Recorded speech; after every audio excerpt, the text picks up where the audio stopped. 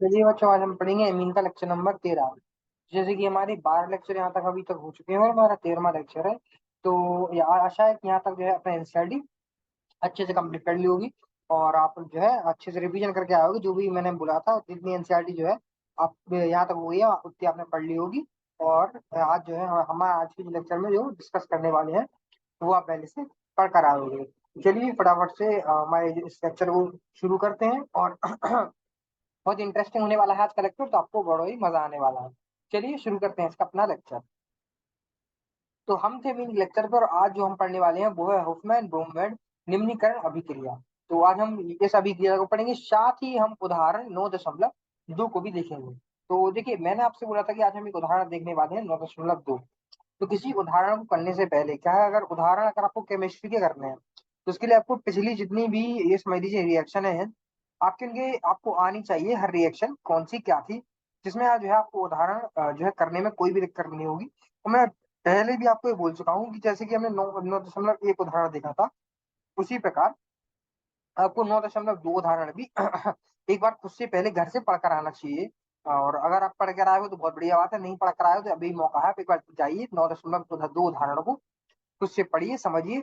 नहीं समझ में आता है फिर आप वीडियो में आइए, तो कोई समस्या नहीं है। आपको जो है उदाहरण बड़े ही अच्छे तरीके से मैं समझाऊंगा। और साथ ही साथ हम हॉफमैन ब्रोमाइड निम्नीकरण अभिक्रिया को आज हम पढ़ेंगे। तो चलिए फटाफट से अपने लेक्चर को शुरू करते हैं। तो सबसे पहले हम पढ़ेंगे हॉफमैन ब्रोमाइड निम्नीकरण अभिक्रिया। तो चलिए फटाफट से इसको शुरू करेंगे। तो हॉफमैन हॉफमैन जो थे वो हमारे साइंटिस्ट, उनका नाम था हॉफमैन। तो हॉफमैन ने जो है हॉफमैन ने प्राथमिक अमीनों के जो विवेचन के लिए, अब सबसे इंपॉर्टेंट बात कौन सी आ गई यहाँ पर। जैसा कि मैं आपको हर रिएक्शन में इंपॉर्टेंट पॉइंट्स बताता हूँ कि उन इंपॉर्टेंट पॉइंट्स के बिना अगर आप रिएक्शन को पढ़ते हो या लिखते हो समझते हो तो वो थोड़ी सी गलत होगी, क्योंकि एग्जामिनर जो होते हैं वो क्वेश्चन इस प्रकार से बनाता है कि आपसे जो है ऐसे भी क्वेश्चन बन सकता है कि बताइए ये रिएक्शन कौन सी है, या फिर ये ऐसी रिएक्शन कौन सी रिएक्शन है। कुछ ऑप्शन दे देगा कि जिसमें प्राथमिक अमीनों के विवेचन के लिए जो है केवल प्राथमिक अमीनों के विवेचन के लिए होती है। ऐसे कुछ प्रकार के जो है आपको तथ्य दे देगा, फिर आपसे कहेगा बताइए ये कौन सी अभिक्रिया है, तो वो आपको बतानी पड़ेगी। तो ये जो जो मैं अंडरलाइन करवाता हूँ ना, वो तो बहुत इंपॉर्टेंट होता है। आपको जो है बुक में अंडरलाइन कर लिया कीजिए और पढ़िए उसके ध्यान से। होफमैन ने प्राथमिक अमीनों के विवेचन के लिए एक विधि जो है विकसित की। अब प्राथमिक अमीनों के विवेचन के लिए उन्होंने क्या है कि विधि विकसित की, जिसमें जो है किसी एमाइड की, अब किसी हम क्या लेना है एमाइड, तो उस पर इसको अंडरलाइन करेंगे। पहले हमने इसको किया था और अब एमाइड, एमाइड को करनी है। तो किसकी जो जिसमें किसी एमाइड को लेना है, हमको अभी के लिए करानी किससे, हमको एक एमाइड से करानी है। तो एमाइड की जब NaOH के जलीय अथवा एथॉनिक विलयन में जो है ब्रोमीन से अभिक्रिया करते हैं, तो जो है हमको होफमैन ब्रोमाइड अभिक्रिया देखने को मिलती है। ठीक है, जब अभिक्रिया करते हैं इस निम्नीकरण अभिक्रिया में एल्किल अथवा एराइल समूह का जो है स्थानांतरण एमाइड के कार्बोनिल कार्बन के अमीन के कार्बोनिल परमाणु के पर हो जाता है। ये हम देखेंगे अभी कैसे। अब ऐसे आपको लिखने में समझ में तो आ ही गया होगा, ताकि हम आगे इसको एक बार जो है जब इसकी अभिक्रिया पढ़ेंगे तो एक बार और समझा दूंगा। इस प्रकार प्राप्त एमीन में एमाइड से एक कार्बन कम होता है। अभी फटाफट हम इसकी अभिक्रिया देख लेते हैं, जिससे आपको सब कुछ क्लियर हो जाएगा। हाँ, देखिए, चलिए तो ये क्या है, देखते ही साथ आपने जब इतना देख लिया इतना, तो अगर जितना आपने अभी तक और ये कह सकते हैं ऑर्गेनिक केमिस्ट्री में पढ़ा होगा, तो छूटते ही साथ आपके दिमाग में सबसे पहली बात यही आई होगी एमाइड। क्योंकि ये दिख रहा है कि जब CONH2 होता है तो उसको एमाइड बुलाते हैं, RCONH2 होता है तो इसको एमाइड बुलाते हैं। तो इस प्रकार जब ये देखिए एमाइड, जब मैंने क्या किया, क्या बोला था, किसके साथ रिएक्ट करेगा है? ये अपना एमाइड जो है अभिक्रिया करेगा BR2 के साथ और NaOH के साथ। तो देखिए, आपको ये जानना ज्यादा आवश्यक है कि क्या किसके साथ अभिक्रिया कर रहा है, ना कि ये जानना कि किसके क्या मोल है। कहने का मतलब यहाँ आपको ये जरूरी नहीं है मोल्स वगैरह और नंबर ये सब रिएक्शन में क्या है, ये बैलेंसिंग के होते हैं। याद रख पाते हो अच्छी बात है, नहीं रखते हो तो आप वहां बैलेंस कर सकते हो, ठीक है। तो जैसे कि ये एक एमाइड लिया हमने, RCONH2, फिर हमने क्या किया, इस एमाइड की अभिक्रिया इस Br2 के साथ कराई। इस Br2 के साथ हमने अभिक्रिया कराई किसके सामने, NaOH के सामने। और जैसा कि मैंने बताया कि उतनी जो है जरूरी नहीं है हमारी मूल या फिर नंबर देखना कितने हैं, ठीक है। अब क्या होगा, अभिक्रिया कराने पर हुआ क्या, तो ये समझ लीजिए, इस ये Br जो है और ये Na, 4 Na है, 2 Br है। तो क्या होगा कि जो 2 Na इसके हैं और जो 2 Br है, ये 2 NaBr बना लेगा, ठीक है।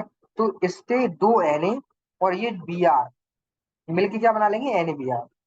और इसमें जो 4 हाइड्रोजन और 4 ऑक्सीजन है, तो उसमें से 4 हाइड्रोजन और 2 ऑक्सीजन मिला के क्या बना लेंगे, H2O, ठीक है। तो अब बचा क्या, बची तो मेरे हिसाब से ये 2 ऑक्सीजन है, और एक में क्या बचा है, 2 ऑक्सीजन बचे हैं और Na बचे हैं 2, ठीक है। अब देखो, अब क्या होगा कि इस रिएक्शन में होता क्या है कि जो भी एमाइड आप लोगे, ये समझ लीजिए बीच की जो ये CO लगा होता है ये हट जाता है, ये ये समझ लीजिए इस एमाइड से कट ऑफ हो जाएगा। तो जैसा कि आपको पता ही है कि इसमें से ये गया और सीधा हमें प्राइमरी एमीन में देखने को मिल जाएगा। तो अब क्या होगा कि ये जो C और O है, ये O और ये C, इस ये मिलके बना लेंगे 2 Na और 2 ऑक्सीजन के साथ Na2CO3। तो इस प्रकार से जो है हमारी ये अभिक्रिया होगी, जिसमें हमें हाँ, Na2CO3। पहले तो मैं आपको बायो प्रोडक्ट समझा रहा हूँ कि साथ साथ क्या बन रहा है, क्या बना है, कैसे बना है, वो अभी देखोगे। तो Na2CO3, NaBr और H2O, ठीक है। तो ये सब आपको देखने को मिलेगा ए रिएक्शन के साथ, अभिक्रिया के साथ। अब ये कैसे बना, ये ऐसे बना जैसा मैंने आपको अभी एक बार समझाया था कि ये जो कार्बन के साथ जो डबल बॉन्ड ऑक्सीजन की जुड़ी हुई है, ये हट जाएगी, और ये हटकर ये जो NH2 है, ये हमारा डायरेक्ट जो है इस कार्बन की चेन के साथ जुड़ जाएगा, ठीक है। तो अगर ये डायरेक्ट इस कार्बन की चेन के साथ जुड़ जाएगा तो हमको क्या देखने को मिलेगा, RNH2। और ये सिंगल बॉन्ड से जुड़ेगा, क्योंकि यहाँ पर यहाँ भी सिंगल बॉन्ड थी, यहाँ भी सिंगल बॉन्ड थी, तो ये सिंगल बॉन्ड से जुड़ जाएगा। केवल कार्बन डबल बॉन्ड वो है, ये बीच से जो है गायब हो जाएगा, तो हमको उसकी जगह फिर Na2CO3 और NaBr और अपना वाटर देखने को, या क्या कह सकते हैं, पानी देखने को मिल जाएगा। इस प्रकार से होती है हमारी हॉफमैन ब्रोमाइड निम्नीकरण अभिक्रिया। तो ये समझ लीजिए, ये अभिक्रिया थोड़ी सी महत्वपूर्ण हो जाती है, कैसे मिलिए, एग्जाम में आपको ये देखने को मिल सकती है, सीधी सीधी अभिक्रिया, अभिक्रिया बहुत महत्वपूर्ण है। और ये समझ लीजिए, डायरेक्ट अभिक्रिया क्वेश्चन कैसा बन सकता है, या तो आपसे कहेगा कि हॉफमैन जो है अभिक्रिया पहचानिए, कुछ आपको अभिक्रिया दे सकता है, या प्रश्न ऐसा भी बन सकता है कि वो आपसे कहेगा कि ऐसी कौन सी अभिक्रिया होती है जो केवल प्राथमिक अमीन के विरचन के लिए होती है, जिसमें Na2CO3, NaBr और पानी बनता है। तो इस प्रकार के कुछ तथ्य वो आपको देंगे, तो फिर उससे कहेंगे इन तथ्य के आधार पर बताइए कि कौन सी अभिक्रिया है, तो आपको बताना पड़ेगा कि ये हॉफमैन नम्नीकरण अभिक्रिया है। ऐसे इसलिए मैंने आपसे कहा था कि रिएक्शन यहाँ जो है थोड़ी जरूरी हो जाती है, क्योंकि क्वेश्चन रिएक्शन केवल लिखने को नहीं दी जा सकती है, रिएक्शन से कई प्रकार के प्रश्न बन सकते हैं, इसलिए रिएक्शन की थ्योरी भी उतनी ही इंपॉर्टेंट होती है जितनी रिएक्शन खुद। तो अब ये समझ लीजिए, आपको ये भी याद करना जरूरी है कि ये प्राइमरी या फिर द्वितीय, मतलब प्राथमिक या द्वितीयक या तृतीयक से ही अभिक्रिया करेगी, या इनके ही वर्जन के लिए इस्तेमाल होगी, ये मतलब बहुत से जो भी चीजें हैं, आपको ये थ्योरी अगर किसी रिएक्शन की क्लियर है, और रिएक्शन आपको अच्छे से आपने पढ़ रखी है, तो आप एग्जाम में किसी भी क्वेश्चन को ऐसा नहीं है कि छोड़ दोगे, सारे क्वेश्चन आप आराम से हिला लोगे, टच कर लोगे। तो चलिए, आशा है जो है आपको यहाँ तक अच्छे लेक्चर समझ में आया होगा, और आपको ये हॉफमैन ब्रोमाइड निम्नीकरण अभिक्रिया समझ में आई होगी। चलिए लेक्चर में आगे बढ़ते हैं। तो देखिए, तो निम्नलिखित परिवर्तनों के लिए रासायनिक समीकरण लिखना है, तो हमको जो है CH3CH2Cl से CH3CH2CH2NH2 बनाना है।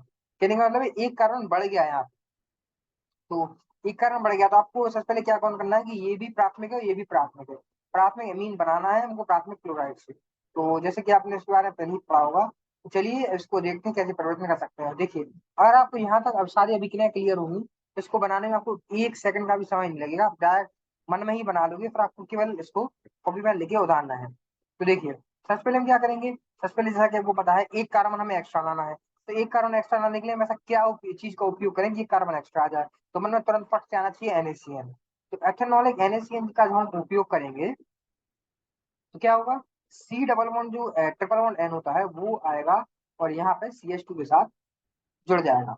ठीक है, तो यहाँ पे CH2 के साथ जुड़ जाएगा और जो हमारा क्लोरीन है ये समझ लीजिए ये हट जाएगा, ये Na के साथ, Na लगा हुआ है और ये क्लोरीन है, तो ये क्लोरीन के साथ ही Na हटकर NaCl बनाकर बाहर हो जाएगा और हमारा C double triple bond N लग जाएगा, तो इसको हम बुलाते हैं प्रोपेन नाइट्राइल।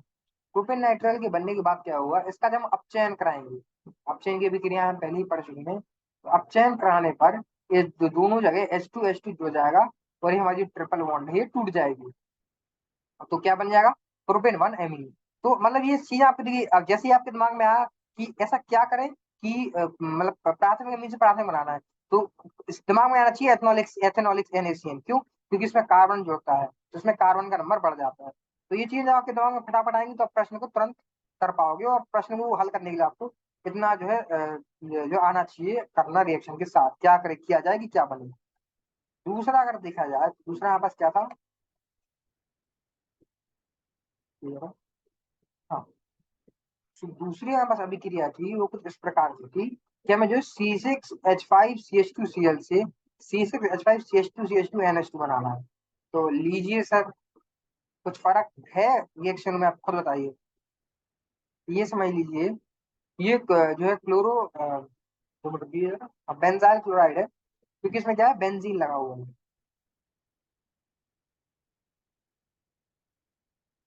हाँ, और इसको जो है हम क्लोरोफेनाइल मीथेन बुलाते हैं। तो जब बेंजीन क्लोराइड है, जो इसको अब देखो सेम अभिक्रिया है, क्या हुआ कि हमें इससे ये बनाना है, नंबर ऑफ कार्बन मतलब कार्बन की क्रमांक बढ़ गए। पहले यहाँ पे एक था मतलब रिंग को और Cl को हटा के एक कार्बन था, यहाँ पर दो हो चुके हैं। तो कुल मिला के हमें नंबर ऑफ कार्बन बढ़ाने हैं, कार्बन की संख्या हमको बढ़ानी है। तो दिमाग में जैसे ये हुआ कार्बन की संख्या बढ़ानी है, क्या आया, NaCN। तो NaCN तो फिर से हमने क्या किया, फिर से लीजिए सर, हमने एथेनॉलिक NaCN लिया और एथेनॉलिक NaCN लेने के बाद हमें मिला C6H5CH2CN C triple bond N। ठीक है, तो सी ट्रिपल बॉन्ड N लगना था बस, वो तो सिंपल है, एक Cl हटेगा, ये जो Na है और ये Cl है ये आपस में अभिक्रिया करके NaCl बनाकर अलग हो जाएंगे, हमें देखने को मिलेगा केवल सी ट्रिपल बॉन्ड N। तो इस प्रकार से हमारी सी ट्रिपल बॉन्ड N लग जाएंगे। ठीक है, और इसको जो हम बेंजिल साइनाइड बुलाते हैं। ठीक है, तो जब बेंजिल साइनाइड के बाद इसकी अभिक्रिया जब हम H2Ni के साथ कराते हैं, यानी मतलब इसका अपचयन, जब इसकी अभिक्रिया हम H2Ni के साथ कराते हैं तो क्या होता है कि सबको पता है कि इसमें भी H2 लग जाएगा, इसमें H2 लग जाएगा, ट्रिपल बॉन्ड टूट जाएगा। तो ये देखिए और ये बन जाएगा क्या, 2 फिनाइल इथेन अमीन। तो ये हमने क्या किया, क्लोरोफिनाइल जो है मीथेन मीथेन से 2 फिनाइल एथीनमीन बना लिया। कुल मिला के आप ये समझ लीजिए कि हमने एक कार्बन का अमाउंट बढ़ा दिया केवल बीच में। तो क्या क्या हमने केवल NaCN से अभिक्रिया कराई, और वो भी फिर हमने उसका H2Ni के साथ अभिक्रिया करा के चयन करा दिया। तो आपको ये जैसे जैसे आप आगे बढ़ते जाओगे इस चैप्टर में, और कैसे बहुत तरह तरह के एग्जाम्पल देखने को मिलेंगे, तरह तरह के आपको उदाहरण देखने को मिलेंगे और प्रश्न भी देखने को मिलेंगे। तो अगर आप इनको सॉल्व जब ही कर पाओगे जब आपके दिमाग में चीजें होंगी क्लियर कि हाँ कार्बन बनाना है ये लगा दो, प्राथमिक बनाना है ये बना दो, द्वितीय बनाना है ये बना दो, द्वितीय से बनाना है ये बना दो, ये रिएक्शन कर दो, तृतीय से बनाना है या तृतीय बनाना है या फिर प्राथमिक से बनाना है प्राथमिक बनाना है, कार्बन बढ़ाना है कार्बन घटाना है, तो आपके दिमाग में जब ये चीजें क्लियर होंगी तो क्वेश्चन देखते साथ हो जाएगा कि नहीं, हो जाएगा ना। तो बस यही चीजें आपको धीमे धीमे सीखनी है। और आप अभी तक अगर आपने हर रिएक्शन को अच्छे से पढ़ा है, जितना मैंने आपसे बोला है एनसीईआरटी पढ़ने को, तो एनसीईआरटी आपने पढ़ी है, तो प्रश्न दो गलत होने का सवाल बनता ही नहीं है बॉस। आया समझ में? तो आशा है जो है आपको चीजें यहाँ तक समझ में आई होंगी।